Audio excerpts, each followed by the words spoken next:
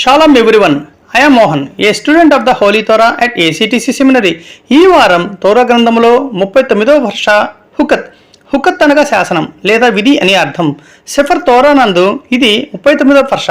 Seifert బెమిద్బర్ లేదా సంఖ్యాకాండమునందు ఇది 6వ పర్ష. ఈ పర్ష యొక్క మొదటి అలియా వాక్యభాగములు సెఫర్ బెమిద్బర్ లేదా సంఖ్యాకాండము 19వ అధ్యాయం 1వ వచనం నుండి 17 వరకు. ఈ పర్ష యొక్క మొదటి అలియా పరిశుద్ధ ఆవు యొక్క శాసనాన్ని వివరిస్తుంది.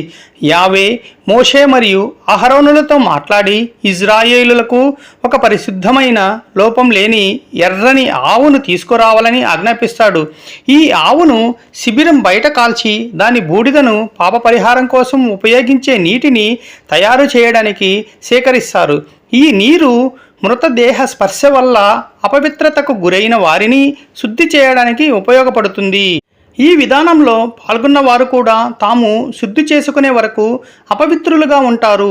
ఈ శాసనం శుద్ధీకరణ యొక్క ప్రాముఖ్యతను మరియు అదోనా యొక్క ఆజ్ఞల పరిపాలనను గూర్చి చెబుతుంది.